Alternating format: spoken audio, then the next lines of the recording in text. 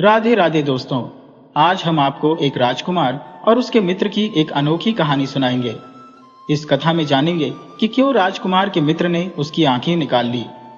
यदि आप हमारे चैनल पर नए हैं तो कृपया हमारे चैनल को लाइक, सब्सक्राइब और शेयर करना न भूलें। बहुत समय पहले की बात है। रामगढ़ नामक एक राज्य था जहां एक राजा का शासन था। राजा का राज्य दूर दूर तक फैला हुआ था। राजा एक अद्वितीय दयालुता के प्रतीक थे और प्रजा के कल्याण के लिए दिन रात परिश्रम करते थे। वे अक्सर वेश बदलकर अपने राज्य का भ्रमण करते ताकि यह सुनिश्चित कर सकें कि कोई भी व्यक्ति दुखी न हो। जिसे भी सहायता की आवश्यकता होती, राजा तुरंत उसकी मदद करते। इसी कारण उनके राज्य में हर ओर सुख शांति का माहौल था और प्रजा उनकी प्रशंसा में कसीदे पड़ती थी। राजा के जीवन में एकमात्र संतान, एक पुत्र, काफी वर्षों बाद पैदा हुआ था। इसी कारण राजा और रानी उसे असीम स्नेह करते थे। रानी बहुत ही धार्मिक और संस्कारी थी। वे प्रतिदिन भगवान की पूजा अर्चना करती और उनके द्वार पर आने वाले साधु संत या भिक्षु कभी खाली हाथ नहीं लौटते थे। वे भोजन कराकर और दान देकर उनकी विदाई करती थी। राजा का एक मंत्री था जो ऊपर से तो वफादारी का दिखावा करता था, लेकिन भीतर ही भीतर राजा से ईर्ष्या करता था। वह सदा अवसर की ताक में रहता था कि कब उसे ऐसा मौका मिले जिससे वह राजा के साथ विश्वासघात कर सके और पूरे राज्य पर कब्जा जमा सके। मंत्री का एक पुत्र भी था और मंत्री ने अपने पुत्र के मन में यह बात भर दी थी कि उसे राजकुमार बनना है, चाहे इसके लिए किसी भी हद तक जाना पड़े। राजा और मंत्री के पुत्र लगभग हमउम्र थे। दोनों ने साथ पढ़ाई की, साथ खेले और उनकी मित्रता गहरी थी। लेकिन मंत्री का पुत्र अपने पिता की कुटिल साजिशों के कारण राजकुमार के प्रति मन में द्वेष पालने लगा। दूसरी ओर राजकुमार अपने माता पिता के संस्कारों के कारण निष्कपट और उदार था। धीरे धीरे समय बीता और दोनों बालक बड़े होने लगे। लेकिन इस बढ़ती उम्र के साथ मंत्री के पुत्र के मन में पाप की जड़ें और गहरी होती चली गईं। समय बीतता गया और एक दिन मंत्री का पुत्र, जो भीतर ही भीतर राजकुमार से गहन ईर्ष्या करता था लेकिन इस भाव को उजागर नहीं कर पाता था, उसने एक षड्यंत्र रचने का निश्चय किया। उसका लालच और महत्वाकांक्षा उसे प्रेरित करने लगे कि क्यों न वह राजकुमार को किसी सुदूर स्थान पर ले जाकर खत्म कर दे। उसने अपनी योजना को क्रियान्वित करने के लिए राजकुमार के समक्ष एक भोलेपन का मुखौटा ओढ़ लिया और प्रस्ताव दिया, मित्र, क्यों न हम दोनों देश भ्रमण पर चले और नई नई जगहें देखें। राजकुमार, जिसे सदा से देश घूमने की अभिलाषा थी, बोला, मेरा भी मन है, किंतु पिताजी से आज्ञा लेना कठिन होगा। मंत्री का पुत्र तत्काल कहने लगा, मित्र, तुम्हें चिंता करने की आवश्यकता नहीं है। मैं भी तो तुम्हारे साथ चलूंगा, इसलिए राजा साहब तुम्हें अनुमति अवश्य देंगे। दोनों मित्र दरबार में पहुंचे, जहां राजा अपनी प्रजा के साथ वार्तालाप में व्यस्त थे। उन्होंने हाथ जोड़कर अभिवादन किया। मंत्री भी वहीं उपस्थित था। राजकुमार ने कहा, पिताजी, हम दोनों मित्र देश भ्रमण पर जाना चाहते हैं। कृपया हमें आपकी अनुमति चाहिए। राजा इस बात से अत्यंत प्रसन्न हुए और बोले, पुत्र, यह तुम्हारे लिए अनिवार्य है कि तुम जानो कि तुम्हारा राज्य कहां तक फैला है और उसकी प्रजा किस स्थिति में है। इस अनुभव से तुम एक कुशल शासक बनोगे। जाओ, समाज के रीति रिवाजों को जानो और बाहरी दुनिया को देखो। मंत्री, जो अपनी कुटिल योजना के कारण भीतर ही भीतर उल्लसित था, राजा की सहमति में सहमत हो गया। अनुमति प्राप्त होते ही राजकुमार और मंत्री का पुत्र आवश्यक सामान लेकर यात्रा पर निकल पड़े। यात्रा के दौरान चलते चलते वे एक घने जंगल में पहुंच गए।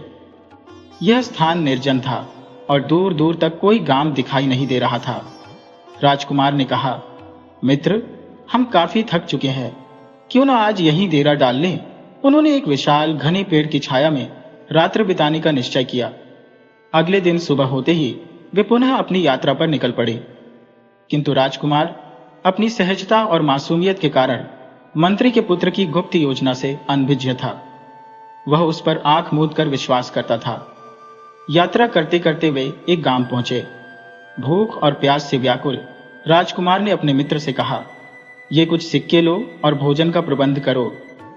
मंत्री का पुत्र सहमति में सिर हिलाते हुए गांव की ओर बढ़ा। किंतु उसका मन कुटिल योजना में व्यस्त था। कुछ समय बाद वे पुनः जंगल में पहुंचे। वहां एक विशाल वृक्ष के नीचे, जिसकी छांव अत्यंत शीतल थी, राजकुमार आराम करने लगा। उसकी मासूमियत उसे मंत्री के पुत्र की मंशाओं को समझने से रोक रही थी, लेकिन जल्द ही घटनाओं का एक अप्रत्याशित मोड़ आने वाला था। पास ही एक विस्तृत तालाब था, जिसके चारों ओर हरियाली से सुसज्जित खुला मैदान फैला हुआ था। दोनों ने सहमति जताई कि आज रात का ठिकाना यही होगा। मंत्री का पुत्र भीतर ही भीतर प्रसन्न था, क्योंकि गांव की सीमा से बाहर आकर अब उसकी कपटी योजना को अंजाम देने में कोई अड़चन नहीं थी। भोजन और पानी की व्यवस्था करने के बहाने मंत्री का पुत्र बाजार की ओर निकल पड़ा। वहां पहुंचकर उसने पहले अपनी भूख मिटाई और मनपसंद व्यंजन खाए।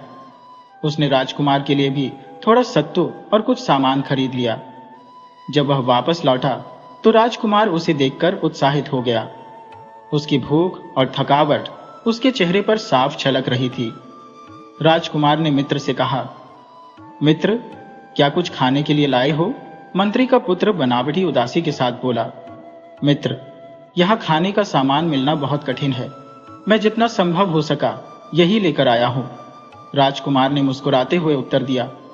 कोई बात नहीं मित्र, तुमने पूरी कोशिश की, यही पर्याप्त है। मैं इसी से संतोष कर लूंगा। पास के तालाब से पानी लाकर उसने सत्तू को उसमें घोलकर पी लिया। जिसने जीवन भर चटपटे और स्वादिष्ट व्यंजनों का आनंद लिया था, वह आज भूख से विवश होकर साधारण सत्तू का सहारा ले रहा था। भोजन के बाद राजकुमार पेड़ की छाया में गहरी नींद में सो गया। मंत्री का पुत्र अपनी घातक योजना के लिए सही समय की प्रतीक्षा करने लगा। जैसे ही राजकुमार गहरी नींद में डूब गया, मंत्री का पुत्र उसकी ओर बढ़ा। उसके भीतर का छल अब चेहरे पर साफ झलक रहा था। उसने चुपके से राजकुमार का गला दबाने की कोशिश की, लेकिन राजकुमार मरा नहीं, बल्कि बेहोश हो गया। इसके बाद उसने अपनी कुटिलता की पराकाष्ठा दिखाते हुए एक तेज चाकू से राजकुमार की आंखें निकाल ली और उन्हें अपने पास रख लिया। अपनी योजना को पूर्ण मानकर उसने राजकुमार की विदाई की, ताकि उसके जीवित रहने की कोई संभावना न रहे। उसे मृत समझकर वह सारा धन लूटकर जंगल से तेजी से निकल गया। मंत्री का पुत्र मन ही मन सोचने लगा, यदि यह जीवित भी बच गया तो जंगली जानवर इसे खा जाएंगे। अपने कुकृत्य को सफल मानते हुए उसने गांव की ओर प्रस्थान किया। जंगल के सन्नाटे में राजकुमार बेहोश पड़ा रहा। घंटों बाद जब उसकी चेतना लौटी तो उसे अपने साथ हुए विश्वासघात का एहसास हुआ। उसकी दृष्टिहीनता ने उसे भीतर तक झकझोर दिया। वह जान गया कि उसकी आंखें निकाल ली गई हैं। वहीं पास के बड़ के पेड़ पर दो चिड़िया बैठी हुई थी। उनकी चहचहाहट अचानक बातचीत में बदल गई। राजकुमार उनकी बातचीत को ध्यान से सुनने लगा, क्योंकि उसमें उसकी नियति का संकेत छिपा था। पहली चिड़िया ने धीरे से कहा, बहन, कुछ सुनाओ, समय का पहिया ऐसे ही न घूमता रहे। दूसरी चिड़िया उत्तर में बोली, क्या सुनाऊं, मन में तो कुछ कहने को बचा नहीं है। पहली चिड़िया ठहरी ना और बोली, देखो बहन, ये बेचारा राजकुमार कैसी दुर्दशा में पड़ा है। मंत्री का पुत्र इसे छल से धोखा देकर चला गया। आजकल मित्रता का नाम मात्र का विश्वास रह गया है। जिनकी मित्रता के चर्चे थे, आज वही छल कपट के घाव देने लगे हैं। राजकुमार, जो पंछियों की भाषा का ज्ञान रखता था, उनके संवाद को ध्यान से सुन रहा था। वह बेहोशी का नाटक करते हुए उनकी हर बात समझने का प्रयत्न करने लगा। पहली चिड़िया ने गंभीर स्वर में कहा, बहन सुन, यदि कोई अंधा व्यक्ति इस वट वृक्ष के पत्ते तोड़े और उनके रस को अपनी आंखों पर लगाए तो उसकी दृष्टि वापस लौट सकती है। दूसरी चिड़िया ने भी रहस्यमयी बात जोड़ दी, और यदि इस पेड़ के नीचे भूमि को खोदा जाए तो वहां अकूत खजाना मिलेगा। लेकिन ध्यान रहे, यहाँ के धन की रक्षा बाघ और बाघिन करते हैं, जो हर दिन इस स्थान पर आते हैं और अपनी गंध से इसे डरावना बनाए रखते हैं।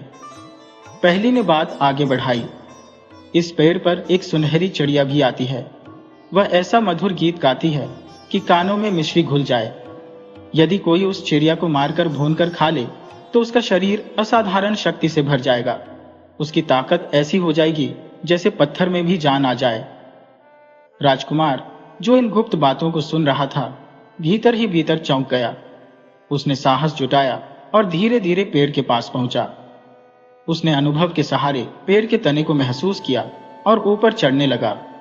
एक पत्ता तोड़कर उसने देखा कि उसमें से चिपचिपा रस निकल रहा था। उसने उंगलियों से रस लेकर अपनी आंखों पर लगाया। क्षण भर में ही उसकी दृष्टि लौट आई।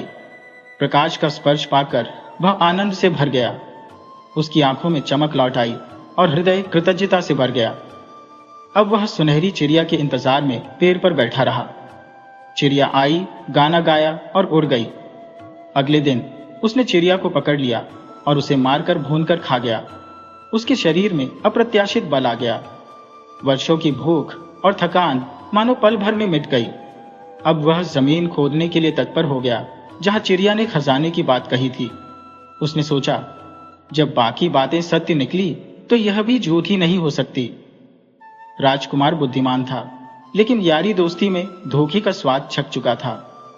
अब वह अपने इरादे को पूरा करने के लिए गांव की ओर बढ़ा। गांव पहुंचकर उसने लोगों से पूछा, क्या यहाँ कोई ऐसा है जो मजदूरी कर सके? उसकी पुकार सुनकर लोग जुट गए और बोले, हमें काम दीजिए, हम पूरी ईमानदारी से करेंगे। राजकुमार ने उनमें से कुछ लोगों को चुना और उन्हें वटवृक्ष के पास ले जाकर कहा, यहाँ खुदाई करो। जैसे ही खुदाई शुरू हुई, चिड़िया की कही बात सच साबित हुई। जमीन के भीतर से अपार संपत्ति प्रकट हुई, हीरे, मोती, सोने की अशर्फियां। राजकुमार ने सारा खजाना इकट्ठा करवाया और हर मजदूर को सोने की एक एक अशर्फी देकर विदा कर दिया। मजदूर इस अप्रत्याशित इनाम से बेहद खुश होकर राजकुमार को दुआएं देते हुए लौट गए। राजकुमार अब संतोष और प्रसन्नता से भरा हुआ था। इसके बाद वह निकट के राज्य में पहुंचा और वहां के राजा से नौकरी की याचना की। उसने राजा से कहा, मुझे किसी भी काम पर रख लीजिए, मैं आपकी सेवा करूंगा। राजा ने उससे उसका परिचय मांगा। जब राजकुमार ने अपना परिचय दिया तो राजा चकित रह गया। वह राजकुमार के पिता को जानता था। दोनों परिवारों में गहरी मित्रता और रिश्तेदारी थी। राजा ने राजकुमार को अपने महल में रख लिया। राजा की पुत्री ने जैसे ही राजकुमार को देखा, वह उसके व्यक्तित्व से प्रभावित हो गई। उधर राजकुमार भी राजकुमारी के रूप सौंदर्य से मंत्रमुग्ध हो गया। राजा ने मन ही मन सोचा कि यदि मेरी पुत्री का विवाह इस राजकुमार से हो जाए तो यह सबसे उपयुक्त होगा। राजकुमार ने राजा को अपने पूरे जीवन की कथा सुनाई, जिससे राजा आश्वस्त हुआ कि यह वही राजकुमार है जिसे वह अपनी पुत्री का वर बनाना चाहता था। इसके बाद दोनों का विवाह हुआ। राजा ने अपनी बेटी के साथ खूब सारा धन, घोड़े, सैनिक और सेवक सेविकाएं उपहार में दी। राजकुमार अब एक संपन्न रियासत का स्वामी बन गया। शादी के बाद एक दिन राजकुमार ने अपनी पत्नी से कहा, हमारे पास भगवान का दिया सब कुछ है। मैं चाहता हूं कि तुम चौराहे पर बैठकर जरूरतमंदों को दान दिया करो। यह हमारे पूर्वजों की आत्मा को भी शांति देगा। राजकुमारी इस बात से बहुत खुश हुई और रोज शाम को चौराहे पर बैठकर दान देने लगी।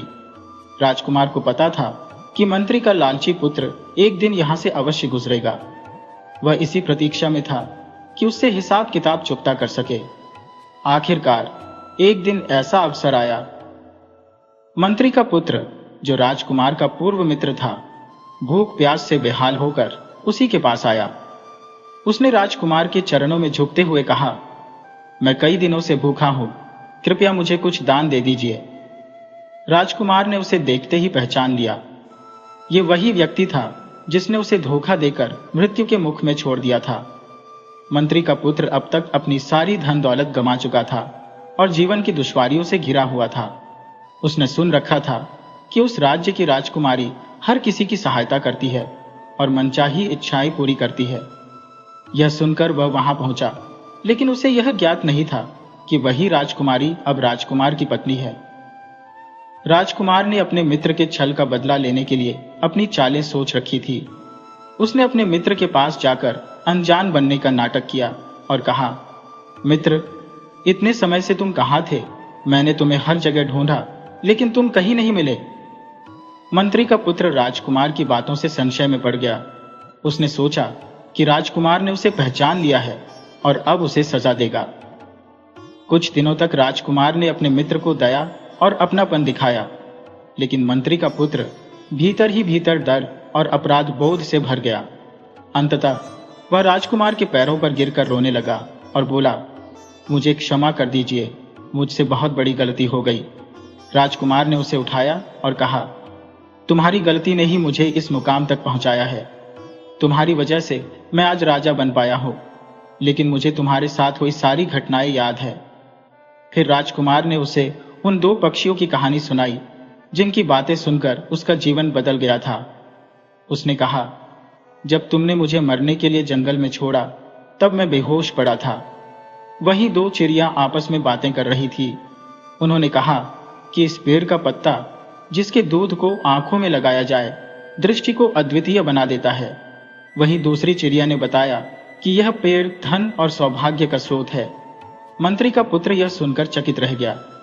वह समझ गया कि राजकुमार ने अपनी बुद्धिमानी और भाग्य के सहारे जीवन को फिर से संवारा और अब उसे अपने कृत्य का प्रायश्चित करना होगा।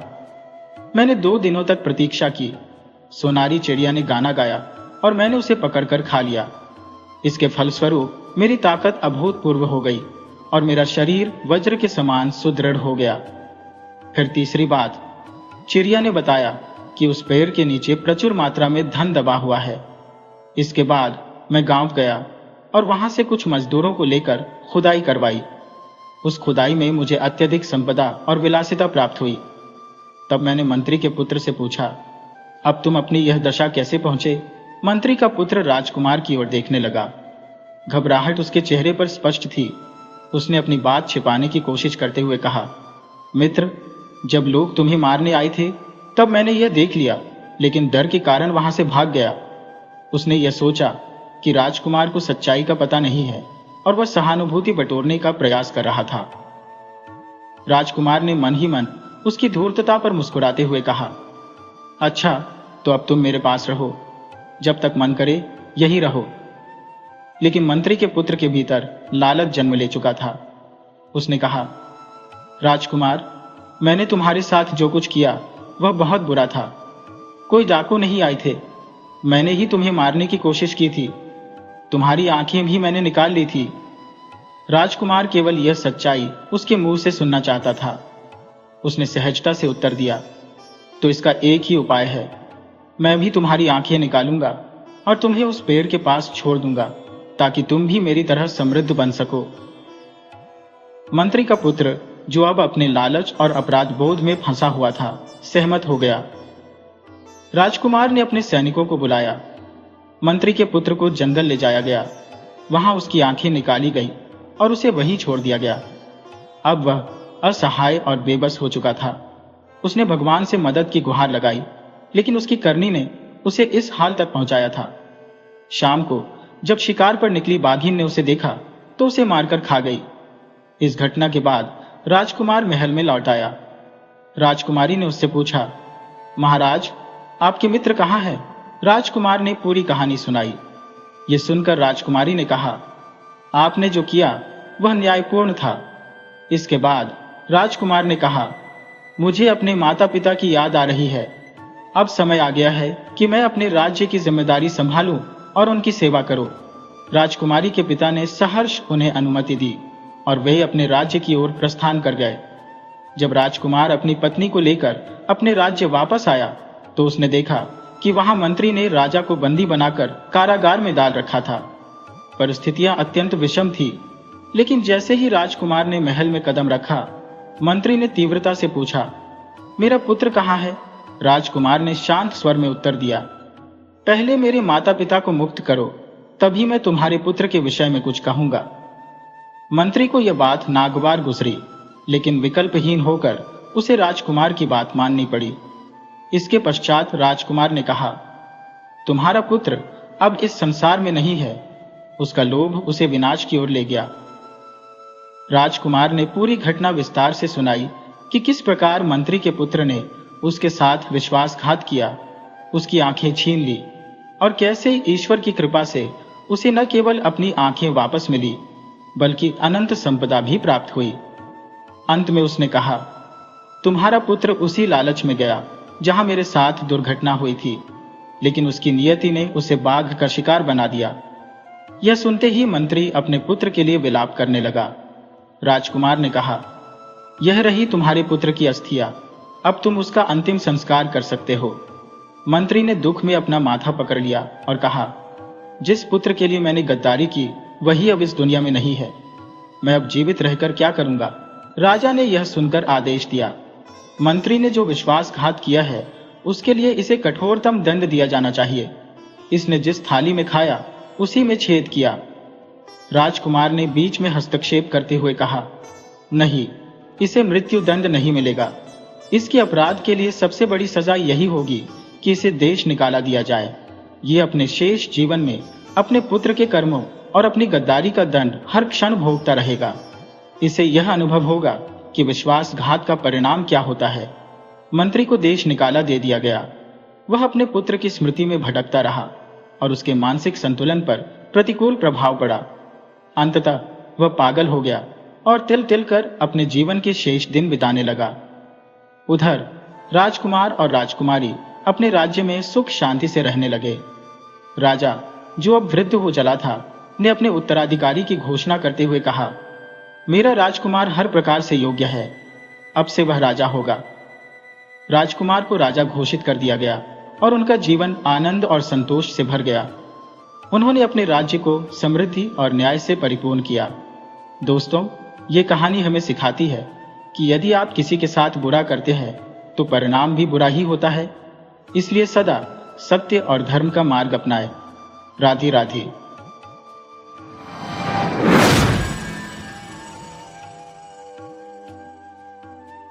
राधे राधे दोस्तों, आज हम आपको एक गरीब ब्राह्मण और राजकुमारी के बीच हुई शर्त की अनोखी कहानी सुनाएंगे। यदि आप हमारे चैनल पर नए हैं तो कृपया इसे लाइक करें, सब्सक्राइब करें और दूसरों के साथ शेयर करें। बहुत समय पहले की बात है। कृष्णगढ़ राज्य में विजय नामक एक निर्धन ब्राह्मण रहता था। वह अनाथ था और उसका इस संसार में कोई सहारा नहीं था। एक दर्दनाक नाव दुर्घटना में उसके माता पिता की मृत्यु हो गई थी। इस त्रासदी के बाद विजय का जीवन दुख और अकेलेपन से भर गया। वह भीतर से टूट चुका था क्योंकि उसके पास न तो कोई प्रियजन था और न ही सुख का कोई क्षण। गांव के लोग कभी कभार उसे भोजन दे देते थे जिसे खाकर वह अपना पेट भरता था। लेकिन दुनिया में हर प्रकार के लोग होते हैं। कुछ लोग उसे सहारा देते तो कुछ उसकी गरीबी और दुर्भाग्य का मजाक उड़ाते। अक्सर उसे अपमानित किया जाता, मनहूस और अपशब्द कहकर उसकी आत्मा को कुचल दिया जाता। ऐसे ही एक दिन अपमान और अकेलेपन के बोझ तले दबा विजय इतना निराश हो गया कि उसने अपनी जीवन लीला समाप्त करने का निर्णय ले लिया। इस सोच के साथ वह अपने घर से निकल पड़ा। चलते चलते वह एक नदी के किनारे पहुंच गया। उसके मन में यह ठान चुका था कि अब वह अपने जीवन का अंत कर देगा। जैसे ही वह नदी में कूदने ही वाला था, तभी अचानक एक महात्मा ने उसे पुकारा। उस आवाज को सुनकर विजय ठिठक गया और उस दिशा में देखने लगा। महात्मा उसके पास आए और बोले, बेटा, तुम्हारे विचार इतने गहरे हैं कि तुम यह नहीं देख पा रहे थे कि सामने नदी है। यदि हमने तुम्हें नहीं पुकारा होता तो तुम नदी में गिर जाते। हमने सोचा कि शायद तुम किसी गहन दुख से पीड़ित हो। बताओ बेटा, तुम्हें क्या कष्ट है? यह सुनते ही विजय फपक फपक कर रोने लगा। महात्मा ने कहा, बेटा, ये आंसू क्यों? अपना दुख मुझसे शेयर करो।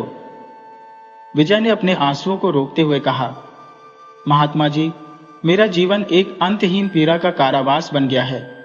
मेरे माता पिता, जो मुझसे बेहद प्रेम करते थे, एक नाव दुर्घटना में मुझे छोड़कर चले गए। उनके जाने के बाद इस दुनिया ने मुझे अनाथ कहकर अपमानित किया।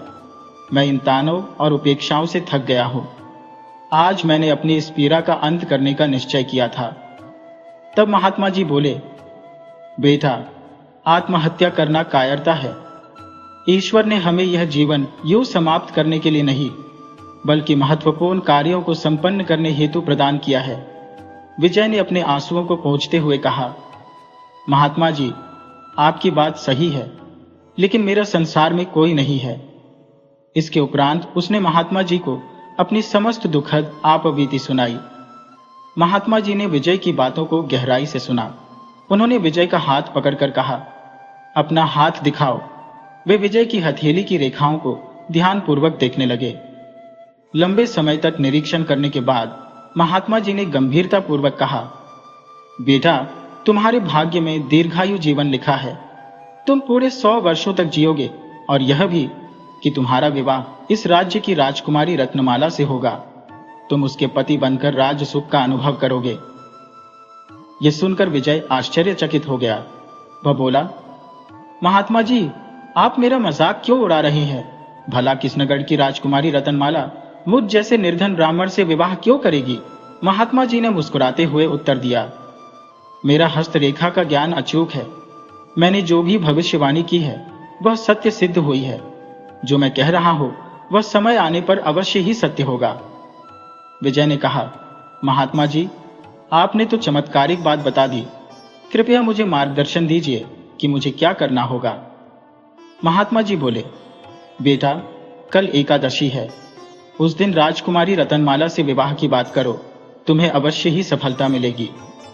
महात्मा जी ने बताया, राजकुमारी रतनमाला प्रतिदिन प्रातःकाल अकेली गौरी मंदिर में पूजा करने जाती है। कल वहीं जाकर उससे मिलना। विजय ने महात्मा जी के चरण स्पर्श किए और घर लौट आया। अगले दिन प्रातःकाल विजय गौरी मंदिर के बाहर जाकर बैठ गया। कुछ समय पश्चात राजकुमारी रत्नमाला अपने रथ से उतरी और मंदिर की ओर बढ़ने लगी।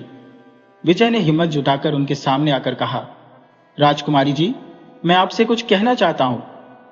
राजकुमारी ने चौंक कर पूछा, तुम कौन हो और क्या कहना चाहते हो? विजय ने हाथ जोड़कर उत्तर दिया, राजकुमारी जी, मैं कृष्णगढ़ राज्य का एक ब्राह्मण हूं। मेरा नाम विजय है और मैं आपसे विवाह करना चाहता हूं। यह सुनते ही राजकुमारी क्रोध से भर उठी। उन्होंने कहा, तुम्हारी यह कहने की हिम्मत कैसे हुई? क्या तुम्हें पता नहीं कि मैं तुम्हें इस दुस्साहस के लिए दंडित कर सकती हूँ? तुम्हारी जान भी जा सकती है। विजय ने दृढ़ता से उत्तर दिया, जानता हूं राजकुमारी जी, फिर भी मैं अपनी बात पर अटल हूं। राजकुमारी इस उत्तर से चकित हो गई। उन्होंने मन ही मन सोचा, ये युवक अत्यंत साहसी और दृढ़ प्रतीत होता है, तभी तो बार बार अपनी औकात भूलकर मेरे सामने विवाह का प्रस्ताव रख रहा है। रत्नमाला ने कुछ पल विचार करते हुए विजय से कहा, ठीक है, मैं तुम्हारे प्रस्ताव पर विचार कर सकती हूं, परंतु मेरी एक शर्त है। यदि तुम मुझसे विवाह करना चाहते हो तो तुम्हें यह शर्त अवश्य पूरी करनी होगी। विजय ने तत्परता से पूछा, राजकुमारी जी, आपकी शर्त क्या है? कृपया बताएं। रत्नमाला ने गंभीर स्वर में कहा, तुम्हें ऐसा कार्य करना होगा जो आज तक किसी ने न किया हो और जिसकी कल्पना तक किसी ने न की हो। तभी मैं तुम्हारे साथ विवाह के लिए सहमत हो सकती हूँ, अन्यथा नहीं। विजय यह सुनकर असमंजस में पड़ गया और बोला, यह तो आपने अत्यंत असाधारण शर्त रख दी राजकुमारी जी। रत्नमाला ने दृढ़ता से उत्तर दिया, युवक, सोच समझ लो। यदि तुम मुझसे विवाह करना चाहते हो तो तुम्हें यह चुनौती स्वीकार करनी होगी। विजय ने कुछ क्षण विचार किया और फिर दृढ़ता से कहा, ठीक है राजकुमारी जी, मैं आपकी शर्त स्वीकार करता हूं। रत्नमाला ने कहा, मैं तुम्हें इस कार्य को पूरा करने के लिए 6 माह का समय देती हूं। यदि 6 माह में तुम सफल नहीं हुए तो तुम्हें प्राणदंड दिया जाएगा, परंतु यदि तुमने इसे पूरा कर लिया तो मैं सहर्ष तुम्हारे साथ विवाह कर लूंगी। इसके पश्चात विजय रत्नमाला से विदा लेकर वहां से चला गया। उसने सीधा उस महात्मा की खोज शुरू कर दी जिन्होंने उसकी भविष्यवाणी की थी। लंबे समय तक तलाश करने के बाद महात्मा जी उसे एक स्थान पर मिले। विजय ने तुरंत उनके चरणों में बैठकर राजकुमारी के साथ हुई पूरी बातचीत विस्तार से सुनाई। महात्मा जी ने गहरी सोच के बाद कहा, विजय, तुम्हारी यह शर्त केवल एक व्यक्ति पूरी कर सकता है और वह है जादूगर मुंजाल। विजय चकित होकर बोला, यह जादूगर मुंजाल कौन है? वह मेरी सहायता कैसे करेगा? महात्मा जी ने गंभीरता से कहा, मुंजाल जादूगर मूंगा वन में रहता है। उसके पास अद्वितीय जादुई शक्तियां हैं। उसे भूत विद्या और अन्य दुर्लभ सिद्धियों का ज्ञान है, किंतु वह अत्यंत कठोर और अहंकारी है। वह किसी को भी अपनी जादू विद्या सिखाने से इनकार करता है। उन्होंने आगे कहा, उसे जादू की देवी से वरदान प्राप्त है कि उसे इस संसार में कोई नहीं मार सकता, परंतु यदि उसके द्वारा सिखाई गई जादू विद्या का कोई उपयोग करके उसकी शक्तियों को निष्क्रिय कर दे तो वह नष्ट हो सकता है। यही कारण है कि वह किसी को जादू नहीं सिखाता।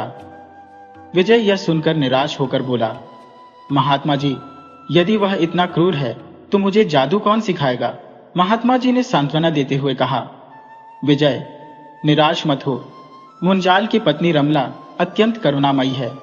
वह भी जादू जानती है और अपने पति के अत्याचारों से त्रस्त है। मुझे विश्वास है कि वह तुम्हारी सहायता करेगी। महात्मा जी के इन वचनों से विजय को आशा मिली।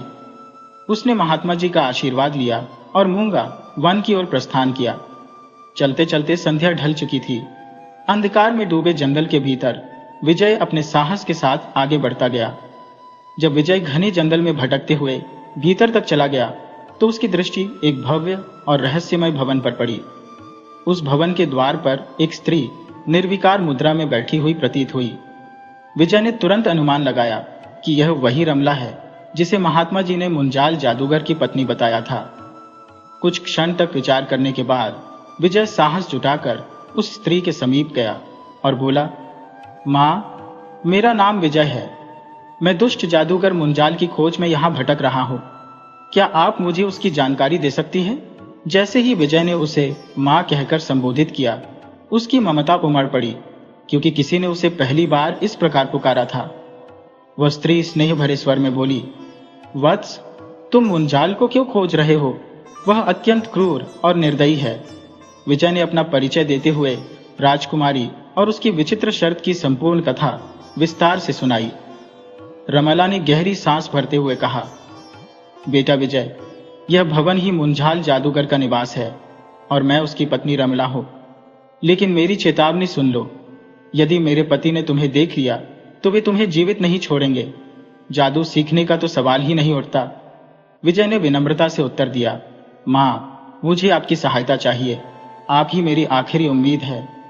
रमला ने क्षण भर सोचा और कहा, तुमने मुझे माँ कहा है, इसलिए मैं तुम्हारी मदद करूंगी, लेकिन तुम्हें मेरी योजना के अनुसार चलना होगा। मैं तुम्हें अपने जादू से एक अंगूठी में परिवर्तित कर दूंगी।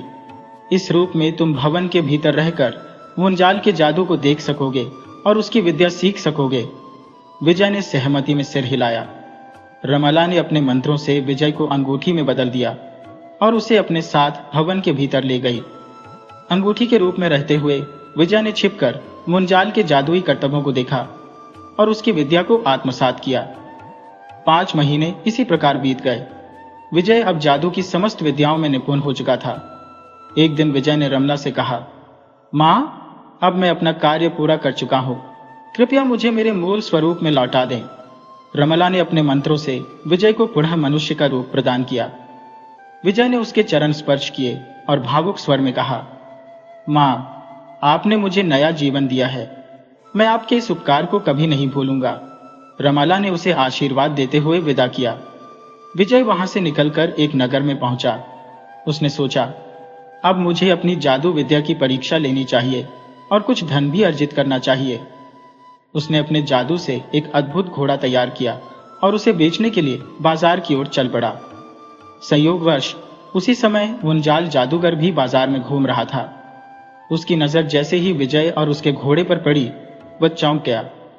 उसने मन ही मन कहा, यह घोड़ा तो मेरी जादू विद्या से बनाया गया है। यह युवक कौन है जिसने मेरी विद्या को सीखा है? मैं इसे जीवित नहीं छोड़ूंगा। गुस्से और क्रोध से भरा मुंजाल विजय की ओर लपका, अपनी शक्तियों के साथ उसे समाप्त करने के इरादे से। जादूगर की गूंजती हुई आवाज ने विजय को चौंका दिया। उसने देखा कि जादूगर उसकी ओर उन्मुख हो रहा है। विजय क्षण भर के लिए विचलित हुआ, किंतु शीघ्र ही उसने अपने विवेक को स्थिर कर लिया। अपने जादुई कौशल का उपयोग करते हुए वह एक कबूतर का रूप धारण कर उड़ चला। यह देख जादूगर ने भी अपनी माया का प्रदर्शन किया और एक विशाल चील में परिवर्तित होकर कबूतर बने विजय का पीछा करने लगा। विजय, जो अब कबूतर के रूप में था, उड़ते उड़ते किसानगढ़ के राजा नवल सिंह के राज्यसभा में जा पहुंचा। वहां राजकुमारी रत्नमाला भी उपस्थित थी। विजय उनके समीप उड़कर आया और उनके गले में एक नौलखा हार में बदल गया। रत्नमाला के गले में विजय के रूपांतरण को देखकर जादूगर ठहर गया और अपनी अगली चाल की योजना बनाने लगा। कुछ समय बाद जादूगर ने एक नर्तकी का भेष धारण किया और दरबार में प्रवेश किया। उसने राजा नवल सिंह से कहा, महाराज, मैं रंभा नामक नर्तकी हूँ और अपनी नृत्य कला का प्रदर्शन करने आपके दरबार में आई हूँ। राजा की अनुमति देते ही नर्तकी बनी जादूगर ने मोहक नृत्य करना आरंभ किया। उसकी कला इतनी प्रभावशाली थी कि राजा ने उसकी प्रशंसा करते हुए कहा, तुम्हारी नृत्य कला अद्वितीय है, तुम कुछ भी मांग सकती हो। यह सुनकर नर्तकी ने विनम्रता से कहा, महाराज, यदि आप मुझे उपहार देना चाहते हैं तो राजकुमारी रत्नमाला के गले में जो नौलखा हार है उसे मुझे प्रदान करें। यह सुनकर रत्नमाला चौंक गई। उसने अपने गले की ओर देखा और सोचने लगी, यह हार यहां कैसे आया? राजा ने आदेश दिया, रत्नमाला, अपने गले का हार उतारकर इस नर्तकी को दे दो। रत्नमाला ने विस्मित अवस्था में हार उतारा और नर्तकी की ओर उछाल दिया। इससे पहले कि हार जादूगर के हाथों में पहुंचता, विजय ने तत्काल मटर के दाने का रूप धारण कर लिया और फर्श पर गिर पड़ा। जादूगर ने यह चालाकी देख ली। उसने तुरंत एक मुर्गे का रूप धारण कर लिया और मटर बने विजय को चुभने का प्रयास किया। विजय ने अपनी स्थिति को भांपते हुए जल्दी से एक बड़ी बिल्ली का रूप ले लिया। बिल्ली बने विजय ने मुर्गा बने जादूगर पर झपट्टा मारा और उसकी गर्दन मरोड़ दी। जादूगर दर्द और आघात से तड़पते हुए अपने वास्तविक रूप में आ गया। विजय ने अपनी चतुराई और कौशल से जादूगर को परास्त कर दिया और राजसभा में सबकी प्रशंसा का पात्र बन गया। जैसे ही जादूगर ने अपने वास्तविक स्वरूप को अपनाया, विजय भी अपने असली रूप में प्रकट हो गया। विजय को उसके असली रूप में देखकर राजकुमारी रत्नमाला की आंखों में एक झलक पहचान की चमक आई। उसी क्षण राजा नवल सिंह ने गंभीर स्वर में कहा, युवक, तुम कौन हो और यह सारा प्रपंच क्या है? विजय ने आदर पूर्वक राजा को प्रणाम किया और अपनी पूरी यात्रा, संघर्ष और जादूगर के साथ हुई घटना को विस्तार से सुनाया। राजा ने विजय की बातों को ध्यानपूर्वक सुना और फिर अपनी बेटी रत्नमाला की ओर मुड़कर कहा, राजकुमारी, तुम्हारी इस विषय में क्या सम्मति है? क्या तुम इस युवक से विवाह करना चाहती हो? रत्नमाला ने अपने पिता को उत्तर दिया, पिताश्री, इस युवक ने वास्तव में वह कर दिखाया है जो अब तक न तो किसी ने सोचा और न ही देखा। इसकी निष्ठा और साहस ने इसे मेरी हर शर्त पर खरा उतारा है। मैं इससे विवाह करने के लिए सहर्ष तैयार हो। राजा नवल सिंह ने अपनी बेटी के निर्णय को सहमति दी और विजय के साथ राजकुमारी रत्नमाला का विवाह अत्यंत वैभव और उल्लास के साथ संपन्न हुआ। महात्मा जी की भविष्यवाणी जो विजय के भाग्य के विषय में की गई थी, पूर्णतः सत्य सिद्ध हुई। विजय ने न केवल राजकुमारी का हृदय जीता, बल्कि एक उज्जवल भविष्य को भी अपनाया। दोस्तों, यदि यह कहानी आपके हृदय को स्पर्श कर गई हो तो कृपया हमारे चैनल को लाइक करें, सब्सक्राइब करें और अपने प्रियजनों के साथ शेयर करें।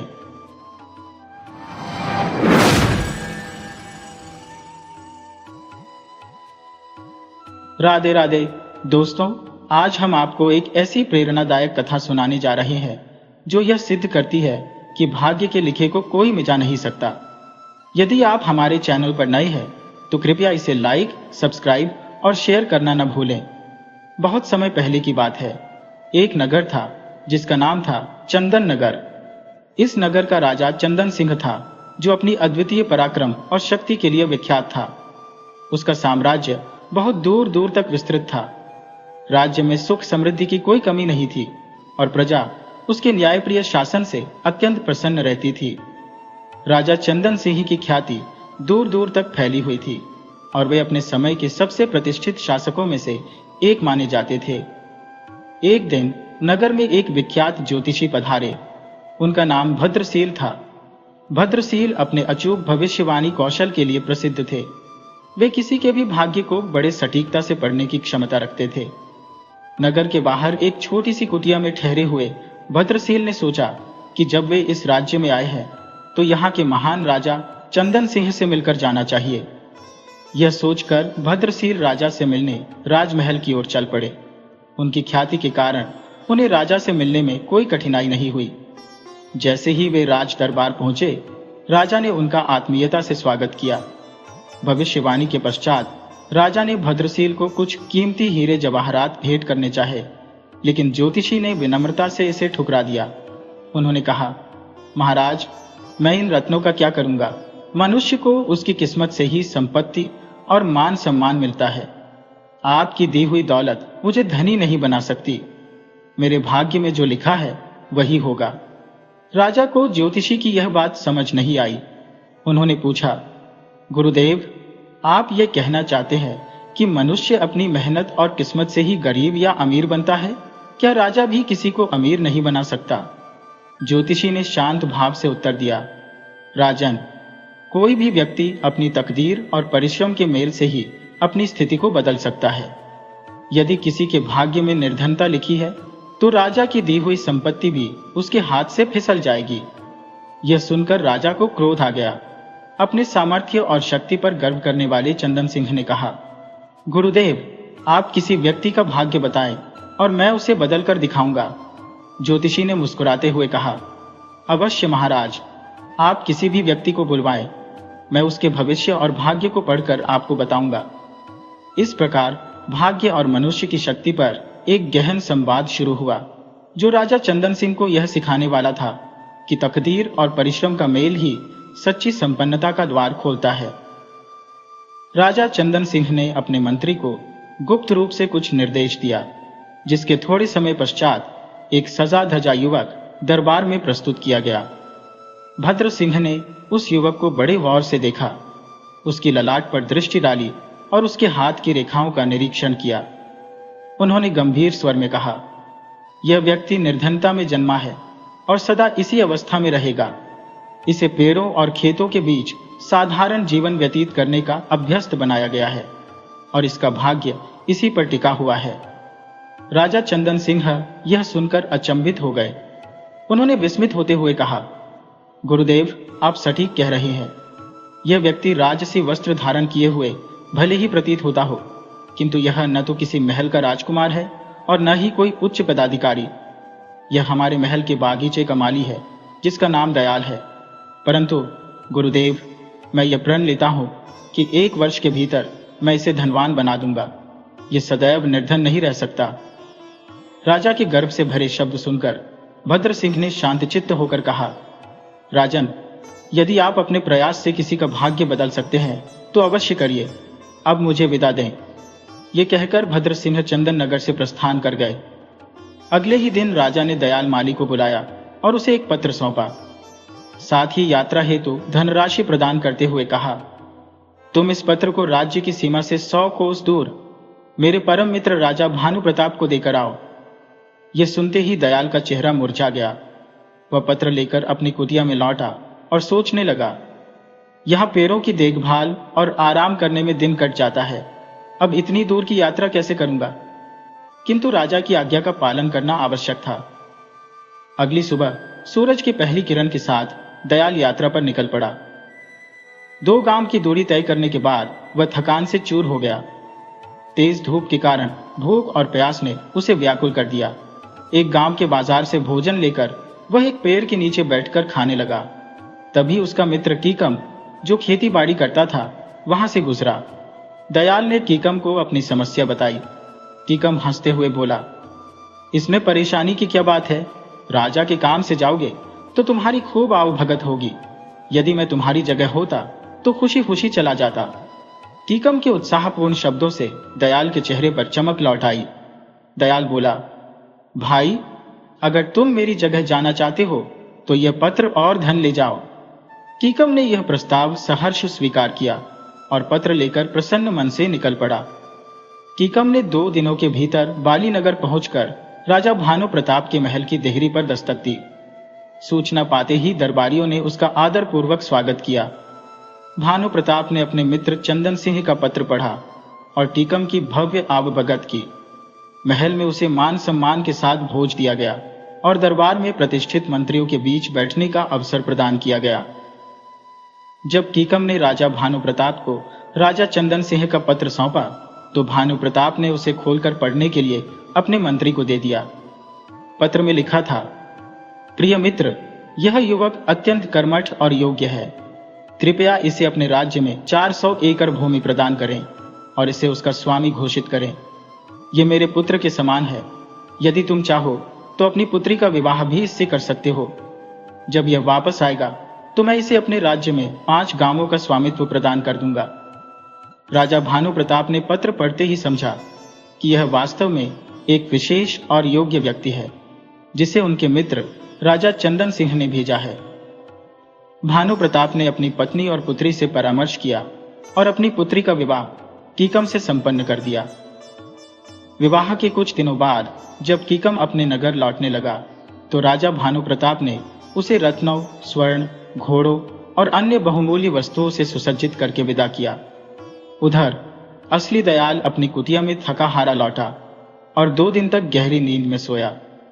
तीसरे दिन वह उठा और अपने पेड़ों की देखभाल करने लगा।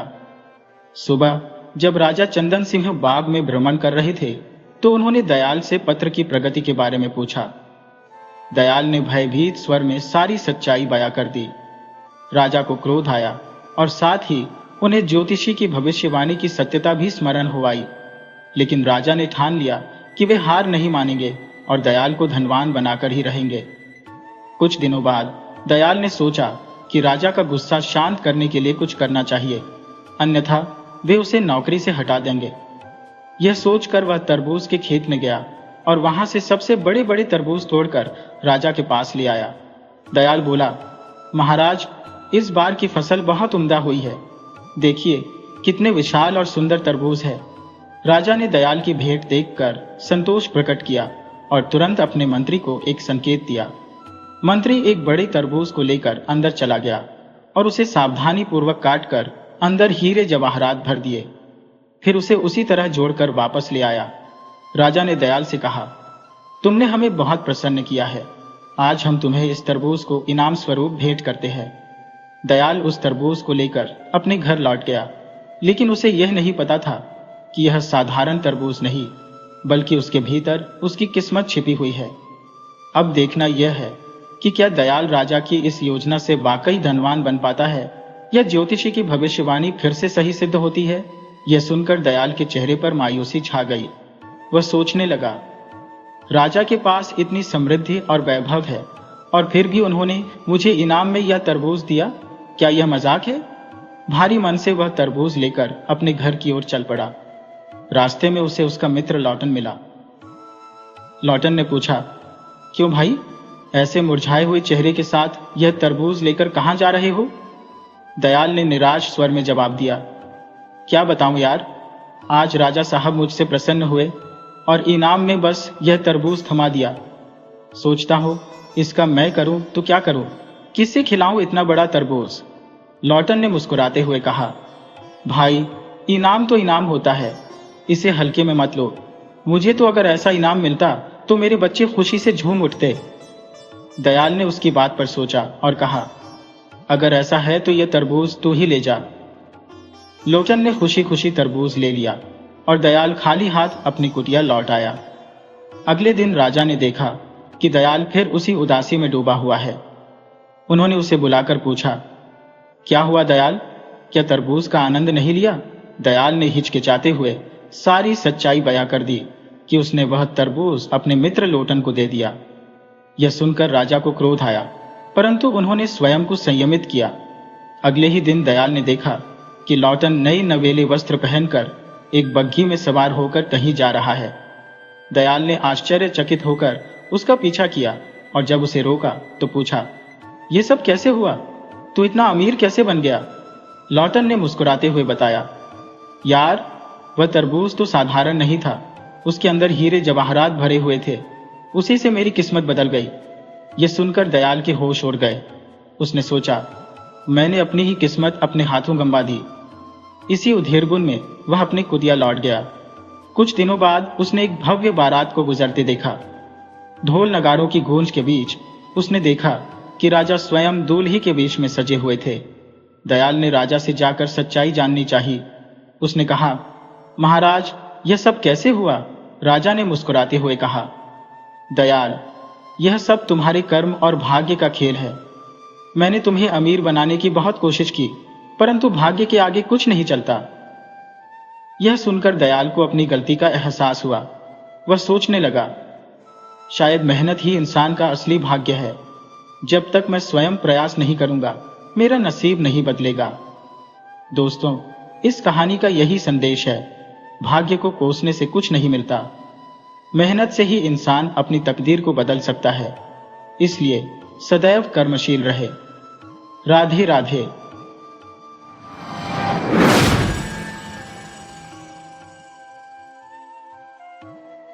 राधे राधे मित्रों, आज हम आपको एक अत्यंत मासूम और सरल हृदय वाले भगत की अद्भुत कथा सुनाने जा रहे हैं। यदि आप हमारे चैनल पर नए हैं तो कृपया हमारे चैनल को लाइक करें, सब्सक्राइब करें और इसे शेयर करना न भूलें। एक गांव था जहां भोला नामक एक बालक रहता था। भोला अनाथ था। उसके माता पिता का निधन उसके बचपन में ही हो गया था। वह गांव वालों की गायें चराकर अपना जीवनयापन करता था। उसकी सरलता और भोलेपन के कारण पूरा गांव उसे जानता था। एक दिन की बात है, भोला जंगल में भटक गया। उसे लौटने का रास्ता नहीं सूझ रहा था और रात गहराने लगी थी। मजबूरन वह एक घने वृक्ष के नीचे सो गया। सुबह होने पर उसने पास ही एक तपस्वी का आश्रम देखा। भोला उस आश्रम के द्वार पर जाकर बैठ गया। सुबह सुबह जब तपस्वी जी स्नान के लिए नदी की ओर जा रहे थे तो उन्होंने द्वार पर बैठे भोला को देखा। तपस्वी ने पूछा, बालक, तुम कौन हो और यहाँ कैसे आए? भोला ने विनम्रता से उत्तर दिया, मुनिवर, मैं राह भटक गया हूं। मेरा इस संसार में कोई नहीं है। कृपया मुझे अपनी शरण में ले लीजिए। भोला की सादगी और दीनता ने तपस्वी के हृदय को द्रवित कर दिया। उन्होंने भोला को अपने आश्रम में आश्रय दे दिया और कहा, तुम जब तक चाहो यहां रह सकते हो। इसके बाद तपस्वी नदी में स्नान के लिए चले गए। भोला अब आश्रम में ही रहने लगा और धीरे धीरे उसने आश्रम की समस्त जिम्मेदारियां अपने ऊपर ले ली। अपनी निस्वार्थ सेवा के कारण वह तपस्वी का विश्वास पात्र बन गया। कुछ समय बाद तपस्वी जी को संत समागम में सम्मिलित होने जाना पड़ा। जाने से पूर्व उन्होंने भोला को बुलाकर कहा, बालक, मैं प्रतिदिन ठाकुर जी की पूजा करता हूँ।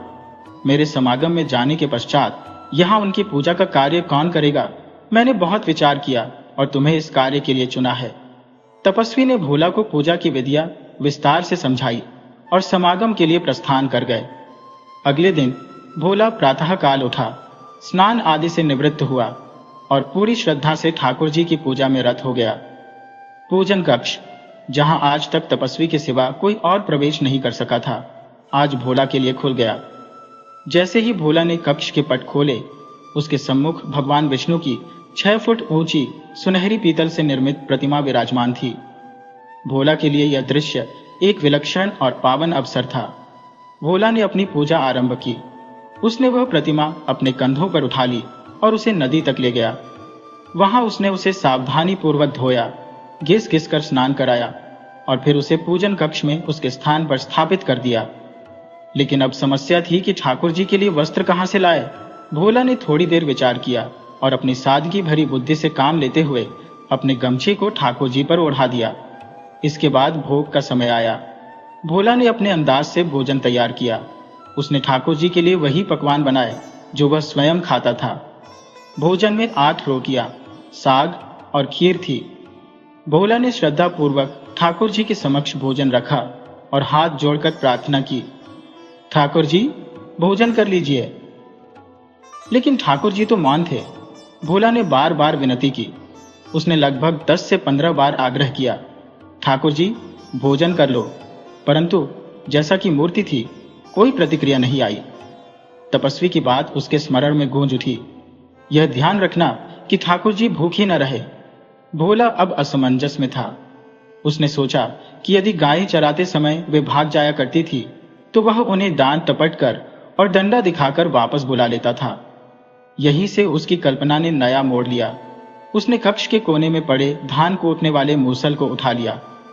भोला ने मूसल को हाथ में घुमाते हुए ठाकुर जी के समक्ष रखकर कहा, देखो ठाकुर जी, मेरे हाथ में मूसल है। मेरे गुरुदेव ने कहा है कि तुम्हें भोग लगाना है। यदि तुमने भोजन नहीं किया तो मैं झूठा कहलाऊंगा। मैंने अपने गुरुदेव से वचन दिया है कि ठाकुर जी भूखे नहीं रहेंगे। अगर तुमने भोजन नहीं किया तो मेरे वचन की कोई मर्यादा नहीं रह जाएगी। भोला ने ठान लिया था। वह जिद पर अड्डा था। उसने आखिरी बार प्रार्थना की, ठाकुर जी, भोजन ठंडा हो रहा है, अब आकर इसे ग्रहण करो, नहीं तो मैं तुम पर मूसल चलाने से भी पीछे नहीं हटूंगा।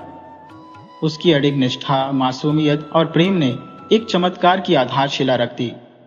भोला एक असमंजस के जाल में फंसा हुआ था। यदि वह ठाकुर जी को भोजन नहीं कराता तो उसके गुरुदेव के समक्ष उसकी प्रतिज्ञा झूठी साबित होती और दूसरी ओर भगवान भूखे रह जाते। लेकिन ठाकुर जी अपनी जगह से हिलने का नाम ही नहीं ले रहे थे।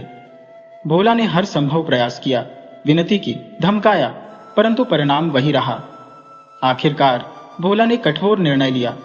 उसने मूसल उठाते हुए कहा, ठाकुर जी, अब यह अंतिम चेतावनी है। मैं बहुत निवेदन कर चुका हूं।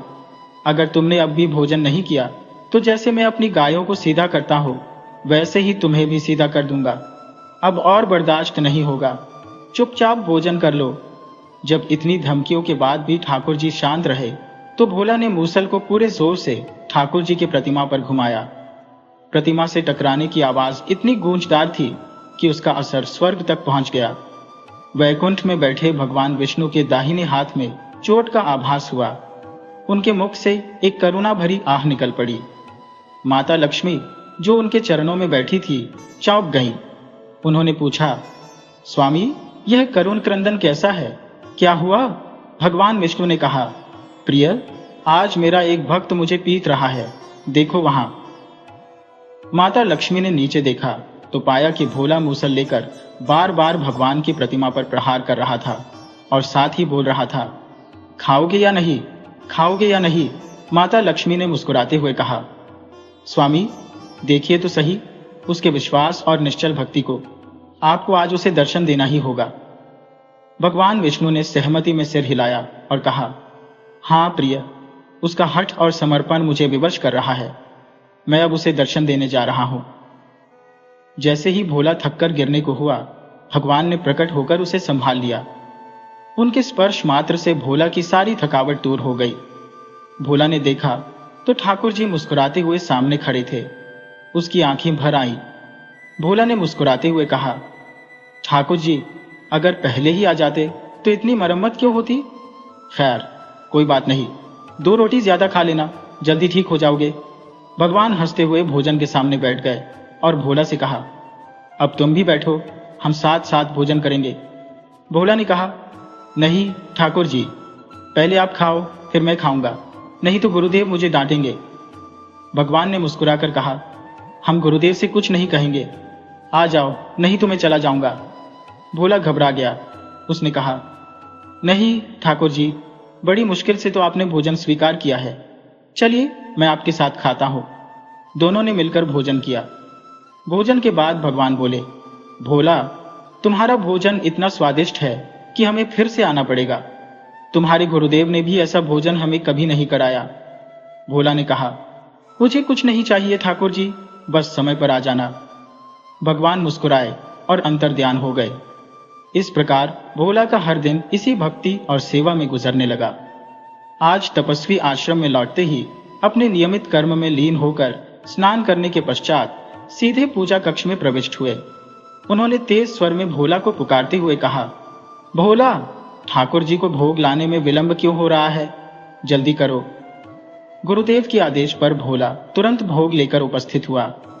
तपस्वी की दृष्टि जब विशाल थाल पर पड़ी तो उनकी आंखें विस्मय से फैल गईं। उन्होंने गंभीरता से कहा, इतना सारा भोजन किसके लिए लाए हो भोला?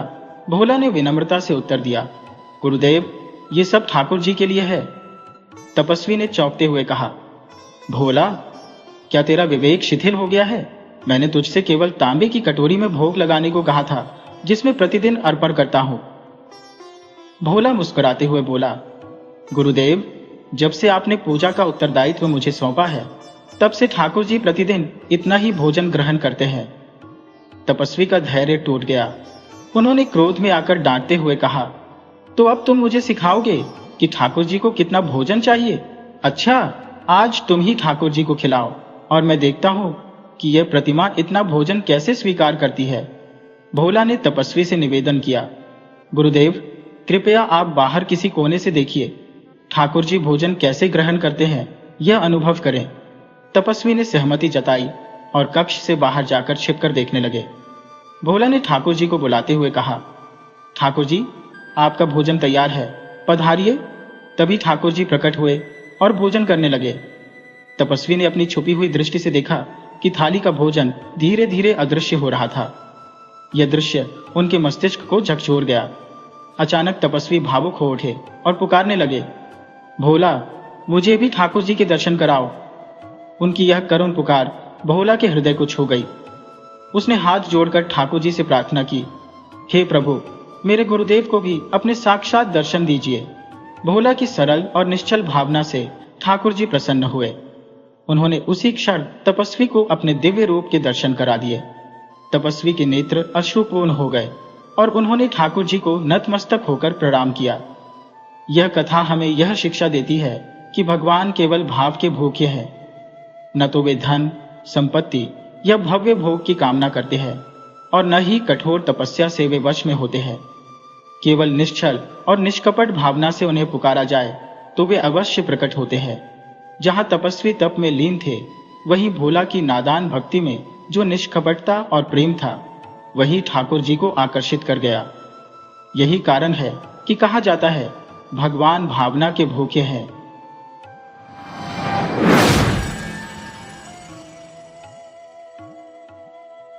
राधे राधे मित्रों, आज हम आपको एक अद्वितीय कथा सुनाने जा रहे हैं। ये कथा एक राजा और उसकी 3 रानियों की है। यदि आप हमारे चैनल पर नए हैं तो कृपया हमारे चैनल को लाइक करें, सब्सक्राइब करें और इसे अपने दोस्तों के साथ शेयर करें। कहानी शुरू होती है एक ऐसे राजा से जिसकी 3 पत्नियां थीं। इनमें से बड़ी रानी विलक्षण सौंदर्य, अद्वितीय बुद्धिमत्ता और गहन संस्कारों की प्रतिमूर्ति थी। उसकी यह विशिष्टताएं 2 अन्य रानियों के लिए ईर्ष्या का कारण बन गई थी। बड़ी रानी को राजा का विशेष प्रेम और सम्मान प्राप्त था। राजा हर बड़े निर्णय में बड़ी रानी की राय लेना आवश्यक समझता था, जबकि छोटी रानियों को इस बात का गहरा दुख और जलन थी कि राजा उनकी उपेक्षा करता है। राजा का अधिकांश समय बड़ी रानी के साथ ही बीतता था। वह छोटी रानियों के कक्ष में कभी कभी ही जाता था।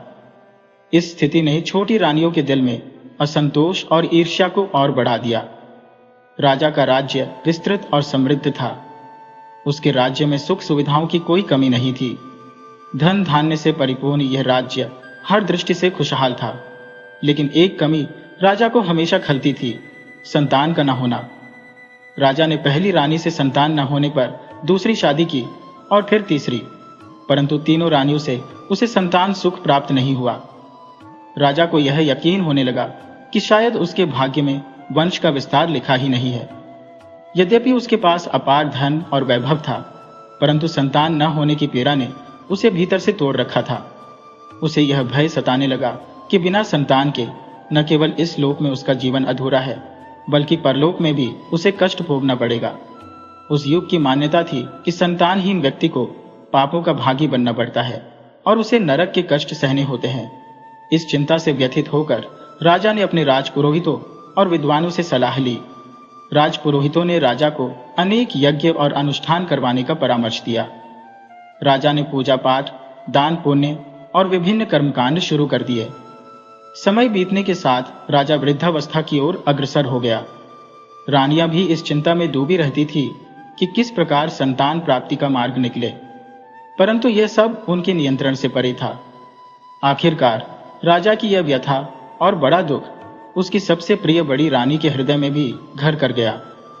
जब राजा को यह ज्ञात हुआ कि बड़ी रानी मां बनने वाली है, तो उसकी प्रसन्नता का ठिकाना नहीं रहा। पूरे महल में उत्सव का माहौल छा गया। प्रजाजन भी इस खबर से आनंदित थे कि उनके राजा का वंश बढ़ने वाला है।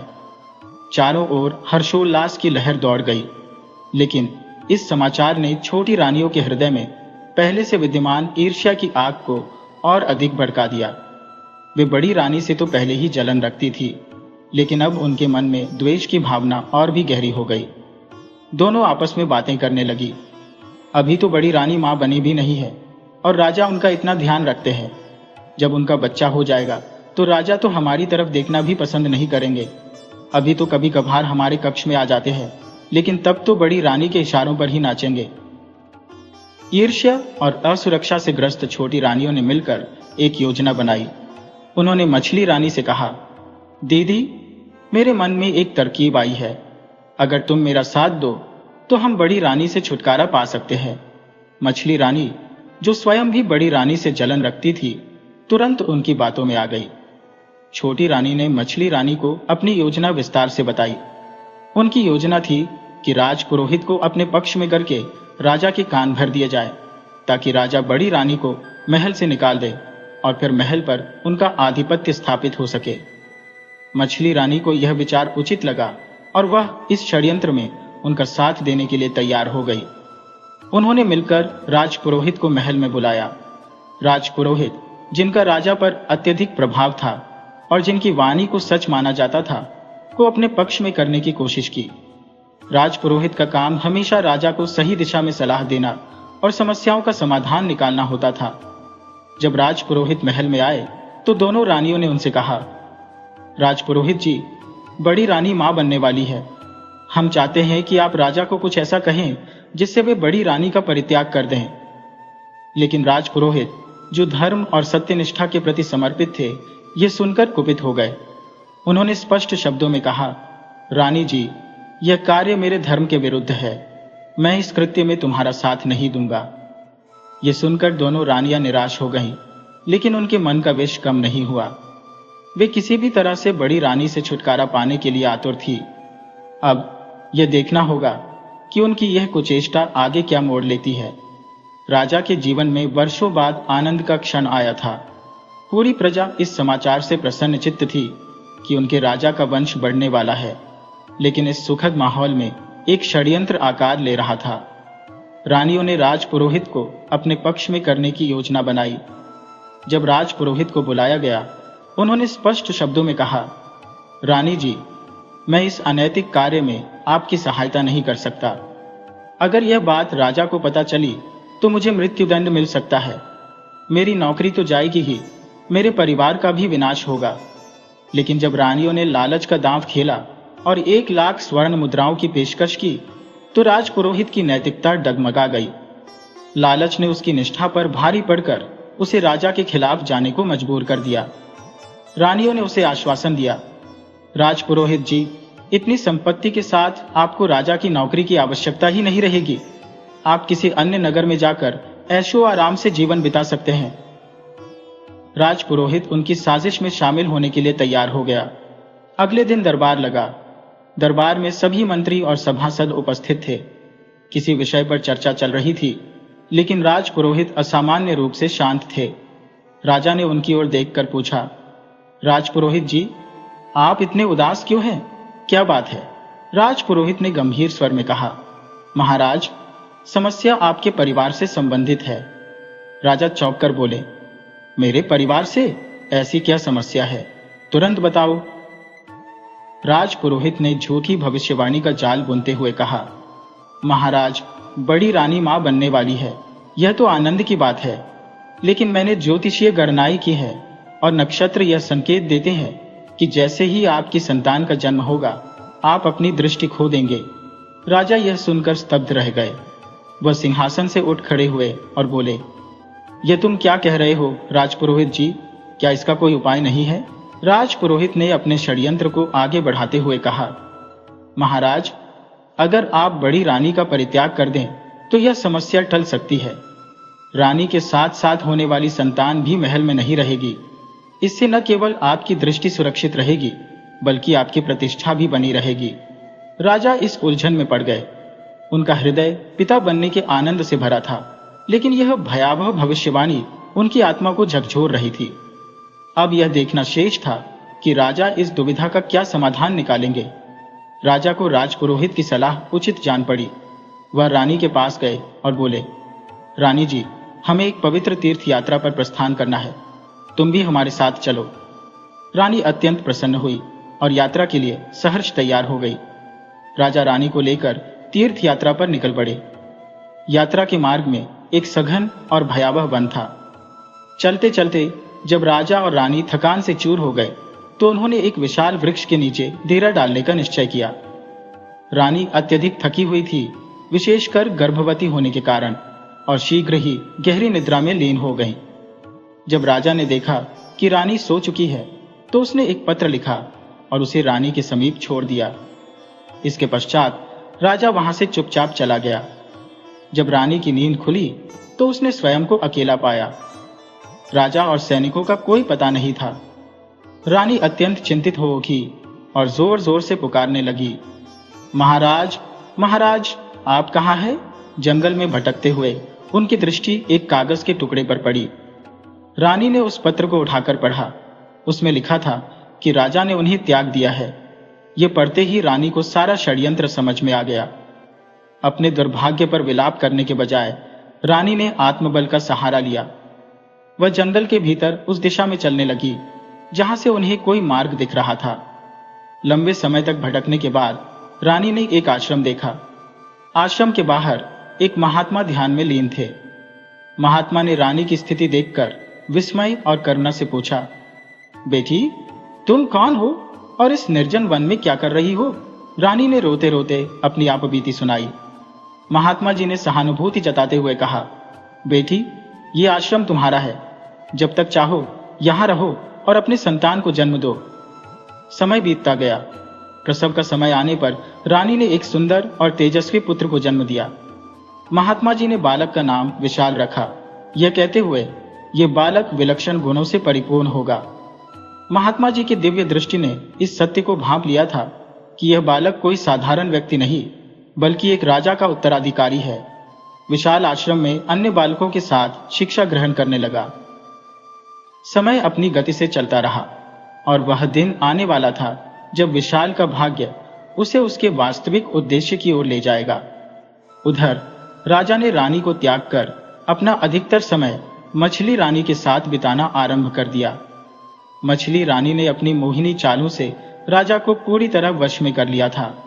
अब राजा राजमहल के कार्यों से विरक्त हो गए थे और पूरा दिन मछली रानी के कक्ष में पड़े रहते। छोटी रानी यह सब देखकर अंदर ही अंदर ईर्ष्या से जलने लगी। वह सोचने लगी, पहले कभी कभार तो राजा मेरे पास आ जाते थे, लेकिन अब तो मेरी ओर देखना भी उन्होंने बंद कर दिया है। मेरे कक्ष में तो झांकने तक नहीं आते। छोटी रानी का धैर्य टूटने लगा। उसने मन ही मन एक षड्यंत्र रचने का निश्चय किया। एक समय आता है जब सहनशीलता की सीमा समाप्त हो जाती है। अपनी उपेक्षा से व्यथित होकर छोटी रानी ने महल के रक्षा मंत्री से संबंध बना लिए। यह नई सांठगांठ रक्षा मंत्री के लिए भी लाभकारी सिद्ध हुई। अब वह राज्य में भ्रष्टाचार करने और अव्यवस्था फैलाने लगा। इधर समय बीतता गया। बड़ी रानी और राजकुमार अभी भी आश्रम में रह रहे थे। राजकुमार धीरे धीरे बड़ा हो रहा था और महात्मा जी उसे शिक्षा और संस्कार दे रहे थे। राजकुमार अत्यंत बुद्धिमान और कुशाग्र बुद्धि का था, लेकिन जब कभी आश्रम में सहपाठी अपने अपने पिता के बारे में चर्चा करते तो राजकुमार चुप हो जाता। उसे अपने पिता का नाम नहीं पता था। वह अपनी माता से पूछता, माँ, मेरे पिता कौन है? रानी उसे बहलाने के लिए कहती, बेटा, महात्मा जी ही तुम्हारे पिता हैं। लेकिन राजकुमार समझ जाता और कहता, आप झूठ बोल रही हैं। महात्मा जी मुझे अपना बेटा नहीं बल्कि बेटी कहते हैं। वे मेरे पिता कैसे हो सकते हैं? रानी हर बार उसे किसी और काम में व्यस्त कर देती। बेटा, पहले खाना खा लो, फिर बताती हो। इस तरह बच्चे का ध्यान बढ़ जाता और वह खेल कूद में लग जाता। इस प्रकार समय बीतते बीतते राजकुमार 16 वर्ष का हो गया। इस बीच महात्मा जी वृद्ध हो गए और उनके जीवन का अंतिम समय आ पहुंचा। एक दिन महात्मा जी ने रानी और राजकुमार को बुलाकर कहा, बेटा, मेरा इस संसार से जाने का समय आ गया है। मैं तुम्हें 2 अनमोल वस्तुएं देना चाहता हूं जो मेरे जीवन की तपस्या का फल है। इन्हें संभाल कर रखना। महात्मा जी ने अपनी संदूक से एक थैली और एक तीर निकाला।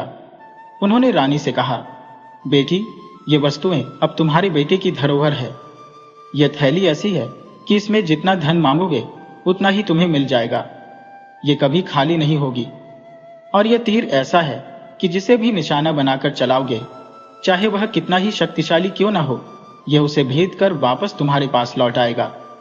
महात्मा जी ने अपनी आंखें मूंद ली और अपनी अंतिम यात्रा पर निकल गए। रानी और राजकुमार ने उनके उपदेश और दी गई वस्तुओं को अपने जीवन का आधार बना लिया। महात्मा जी के परलोक गमन के बाद रानी और राजकुमार का जीवन जैसे सूनेपन में डूब गया। महात्मा जी उनके सहारे और मार्गदर्शक थे और उनके बिना दोनों का जीवन दिशाहीन लगने लगा।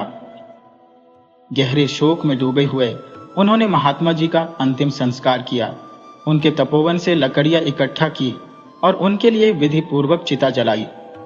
अब वह आश्रम भी उन्हें सूना लगने लगा, जैसे वहां ठहरना उनके लिए असंभव हो। माँ बेटे ने निर्णय लिया कि वे राज्य के किसी कोने में एक साधारण जीवन व्यतीत करेंगे। उसी निर्णय के तहत वे उसी राज्य की एक बस्ती में जाकर बस गए जो राजा का राज्य था। वहां उन्होंने एक छोटा सा मकान बनाकर रहने का आरंभ किया। उधर महल में स्थितियां लगातार बिगड़ती जा रही थी। छोटी रानी और रक्षा मंत्री की साजिशों ने राज्य को भीतर से खोखला कर दिया था। रक्षा मंत्री, जो सत्ता का भूखा था, अब राजा बनने के सपने देखने लगा। छोटी रानी से मिली जानकारी के आधार पर उसने एक चतुर चाल चली। उसने पड़ोसी राज्य के राजा के साथ गुप्त संधि कर ली और उसे इस राज्य पर आक्रमण करने के लिए उकसाया। जब पड़ोसी राज्य के राजा ने देखा कि इस राज्य का राजा अपने कर्तव्यों से विमुख है और राज्य में अव्यवस्था व्याप्त है, तो उसने बिना देर किए अपनी सेना को आक्रमण के लिए तैयार कर दिया। इस साजिश में रक्षा मंत्री ने उसकी पूरी सहायता की। राज्य पर आक्रमण की खबर सुनते ही रक्षा मंत्री ने राजा को सूचना दी। राजा ने आनन फानन में सेना को युद्ध के लिए तैयार करने का आदेश दिया, लेकिन सेना में जोश की कमी थी। वे सैनिक अब रक्षा मंत्री के इशारों पर चलने लगे थे और उनकी वफादारी भी संदिग्ध हो चुकी थी। युद्ध के मैदान में राजा पूरी शक्ति से लड़ाई लड़ रहे थे, लेकिन सैनिकों की हिम्मत टूटने लगी थी। रक्षा मंत्री ने धोखे से राजा को सलाह दी कि सेना को हथियार डालने का आदेश दिया जाए ताकि अनावश्यक रक्तपात रोका जा सके। अंततः राजा को मजबूरी में यह आदेश देना पड़ा। पड़ोसी राज्य की सेना ने इस अवसर का लाभ उठाया और राजा को बंदी बनाकर काल कोठरी में डालने की योजना बनाई। रक्षा मंत्री अपने छल के तहत राजा बनने की फिराक में था, लेकिन जैसे ही राजा को बंदी बनाने का प्रयास हुआ, अचानक एक अद्भुत योद्धा ने मैदान में प्रवेश किया। उसने अपनी अद्वितीय वीरता से एक ही प्रहार में 25 सैनिकों को परास्त कर दिया। यह दृश्य देख शत्रु सेना भयभीत हो गई।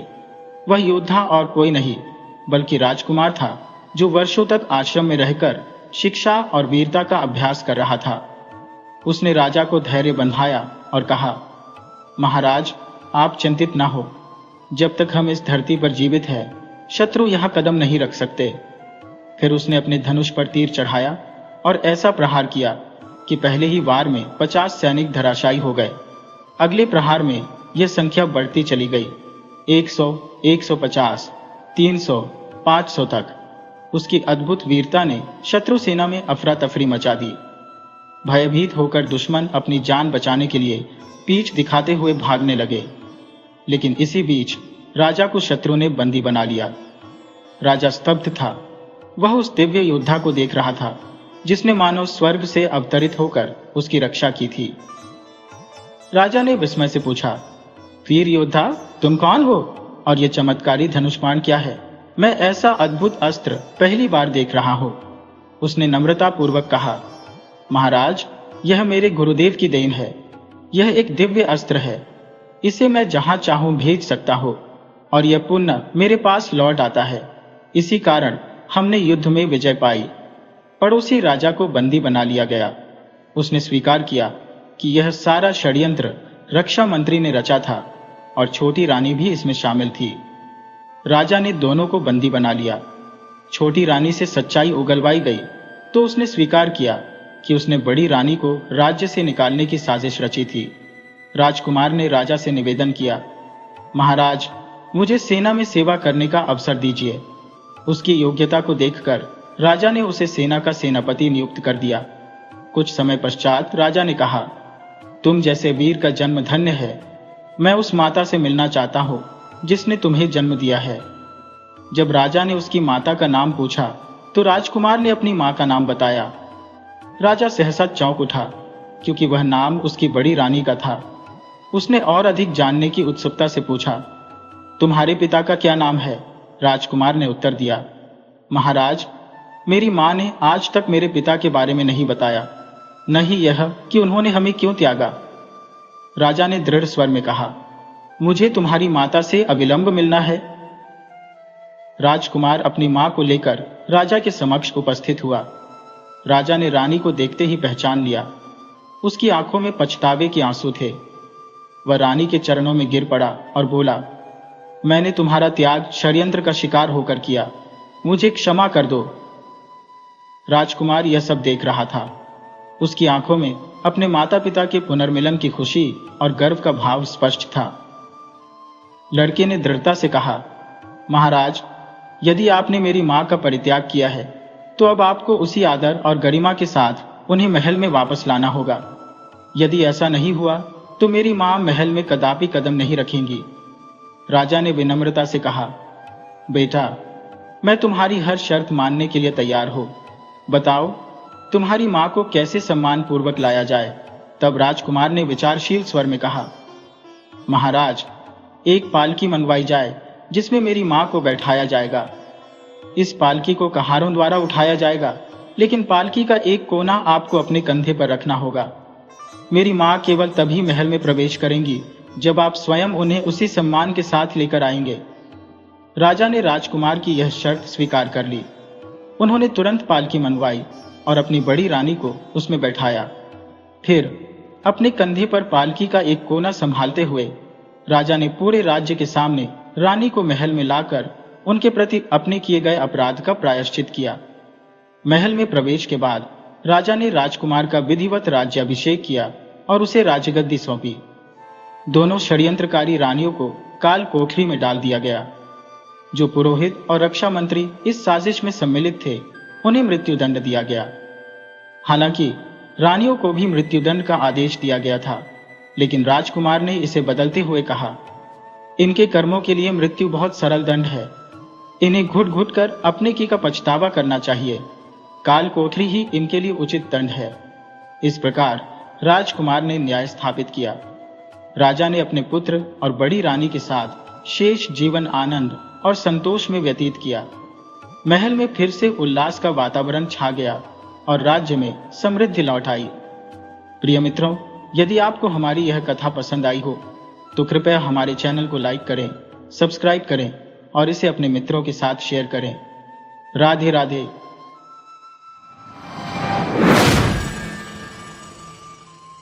वीडियो अच्छी लगी हो तो इसे लाइक करें और ऐसे ही मजेदार कहानियों के लिए चैनल को सब्सक्राइब करें और बेल आइकन दबाएं। ज़्यादा से ज़्यादा अपने दोस्तों को शेयर करें। धन्यवाद।